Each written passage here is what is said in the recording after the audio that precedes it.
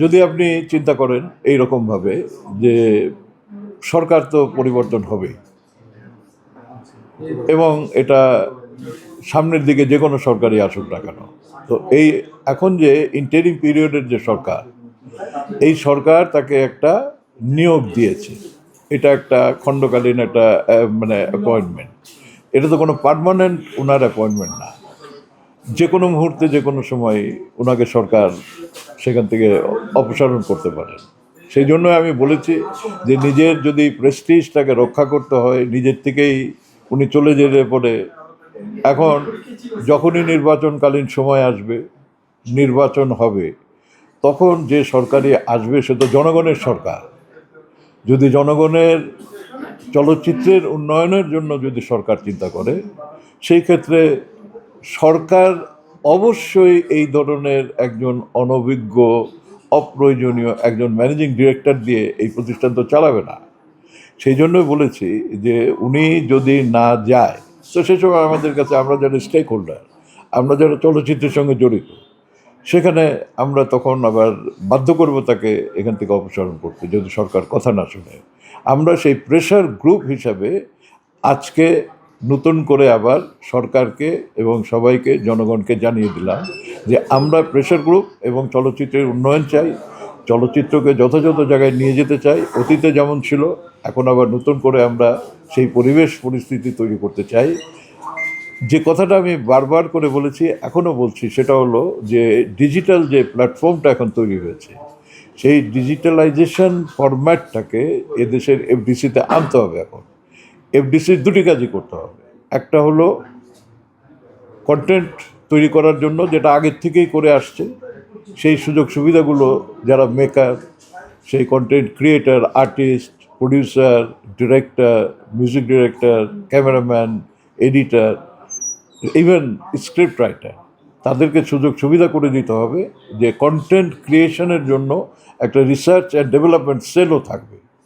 যে সময়ের সঙ্গে সঙ্গে যে এখন তো প্রযুক্তি দ্রুত চেঞ্জ হয়ে যাচ্ছে। এই কিছুদিন আগে যেরকম একটা ছিল, এখন এআই আসার পরে এটা আবার আরও দ্রুত চেঞ্জ হয়ে গেছে। শুনছি যে এর চাইতেও আরও নাকি প্রযুক্তি আসছে, যে প্রযুক্তিগুলো তো মানুষের তাল মিলিয়ে তো চলতে হবে সময়ের সঙ্গে। সুতরাং সেই সময়টাও সরকারের উচিত হবে এই ধরনের আমরা যারা ক্রিয়েটিভ কাজ করি, আমাদের জন্য সুযোগ তৈরি করে দেওয়া। আর আরেকটা দিক যেটা এফডিসির তদারকিতে হতে হবে, যে সিনেমা হল প্রদর্শন করার জন্য, সিনেমা হলগুলো তো প্রায় নাই বললেই চলে। তো কন্টেন্ট তৈরি করার পরে সেই কন্টেন্ট থেকে মার্কেটিং করে রেভিনিউটা তো আসতে হবে। এটা তো একটা সাইক্লিক অর্ডারে খালি মানে টাকা খরচ করব কিন্তু টাকা আসবে না, তাহলে পরে তো থেমে যাবে ইন্ডাস্ট্রি।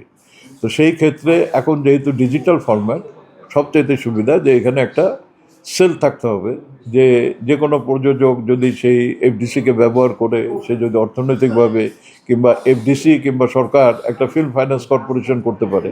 পৃথিবীতে অন্যান্য জায়গায় আছে যে শুধুমাত্র ফিল্মের ফাইন্যান্সটাই তারা করবে, এবং সেইটা তাদেরকে যারা ওই ফাইন্যান্সিয়াল অ্যাডভান্টেজটা নেবে, তাদের সেটাকে আবার উপার্জন করে সিনেমা হল থেকে টাকা পয়সা নিয়ে এসে সেখানে সেটা রিয়েলাইজ করতে পারবে। তো সুতরাং ডিস্ট্রিবিউশনের পাওয়ারটা এখন নিতে হবে, যে যেরকম প্রদর্শন করার জন্য একটা যদি সার্ভার থাকে সারা দেশের, FDC can control the whole market. এবং পরবর্তীতে আরেকটা কাজ যেটা করতে হবে সেটা হলো ওভারসিজ মার্কেট। এখন আমাদের প্রায় 2 কোটি বাংলাদেশি বিদেশে থাকে। তারা কিন্তু যতই প্রযুক্তি হোক, যতই বিদেশি মানে নাটক হোক, সিনেমা হোক ও অনুষ্ঠান হোক, কিন্তু নিজের দেশের, বাংলাদেশের যে সমস্ত কন্টেন্ট থাকে সেগুলো কিন্তু তাদের খুবই আপন মনে হয়। এবং এই আপনত্বের কারণে আমরা সেখানে একটা মার্কেটিং ওপেন করতে পারি, যেটা অনেক কষ্ট করে অনেকে করে।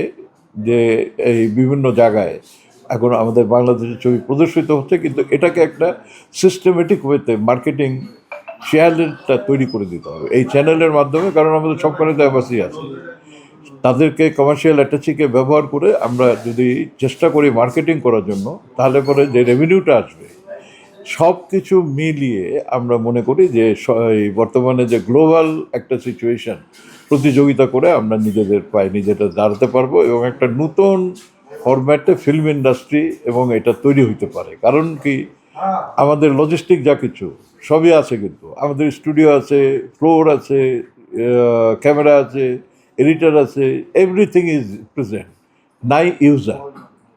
আমাদের একটা 105 একর জমি পড়ে আছে কালিয়াকৈরে, সেটাকে আমরা ডেভেলপ করে একটা ফিল্ম সিটি তৈরি করতে পারি। সেখানে প্রচুর নাটক, তারপরে মনে করেন অ্যাডভার্টাইজমেন্টের ছবি, তারপরে সিনেমা, সব কিছুই হতে পারে। তো এই জিনিসগুলোকে আমাদের করতে হবে বলে মনে করি।